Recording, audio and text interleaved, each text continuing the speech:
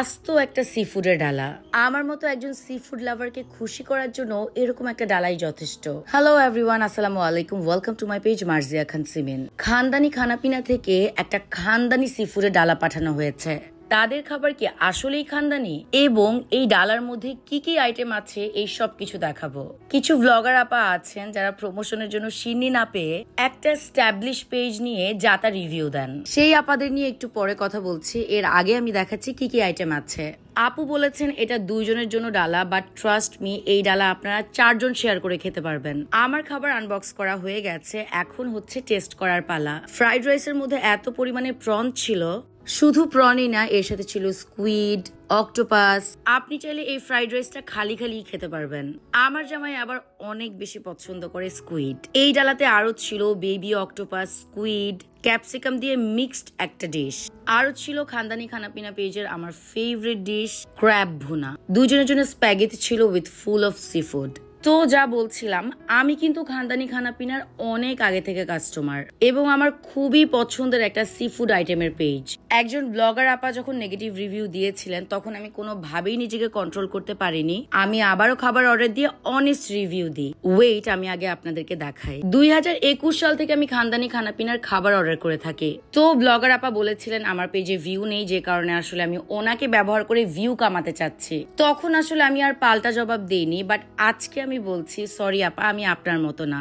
অন্যজনকে ব্যবহার করে অন্যজনের ক্ষতি করে আমি কখনো উঠতে চাই না। সি ফুড এই ডালাটার মধ্যে আরেকটা স্পেশাল আইটেম ছিল এই চিংড়ি কারিটা। এই আইটেমটা স্পেশালি সস দিয়ে বানানো হয়েছে। আমার জামাই আর আমার বাসায় যে ছোট ভাই বোন ছিল সবাই চেটে পুটে খেয়েছে। অক্টোপাস বড় হোক কিংবা ছোট হোক, অলওয়েজ আমার পছন্দের খাবার। অক্টোপাস খেতে রাবারের মতো লাগলে কিন্তু আপনারা একদম ঘাবড়ে যাবেন না, কারণ অক্টোপাস রাবারই হয়। আপনি যদি জেনে না থাকেন তাহলে অবশ্যই রিসার্চ করে দেন আপনি সি ফুড খাবেন। এই আইটেমটা কাইন্ড অফ স্যালাডের মতো। আমি ভিডিও কি করব, আমি খেয়েই কুল পাচ্ছিলাম না। আর আমার একটা মেহেদির প্রমোশন চলছিল, যে কারণে আমার হাতে মেহেদি, সেটা ডিটেইলও আমি আপনাদের সাথে শেয়ার করব, যে কারণে আসলে আমার খেতে একটু প্রবলেম হচ্ছিল। এখন হচ্ছে আমরা ট্রাই করব স্প্যাগেটি।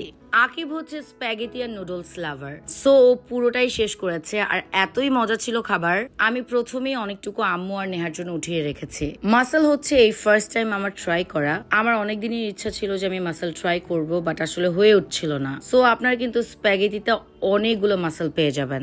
আপনারা কিন্তু আমাদের এক্সপ্রেশন দেখেই বুঝতে পারবেন যে খাবারগুলো অ্যাকচুয়ালি কেমন ছিল।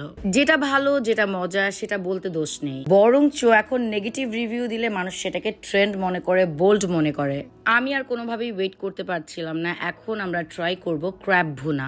একদম খানদানি করেই ডালাটা বানানো হয়েছে। ক্র্যাব খাওয়ার জন্য আমার এক্সাইটমেন্ট এত বেশি ছিল, আমার একদম মুখটুক ভরে যায়। তারপরও আমি খাওয়া কন্টিনিউ করছিলাম।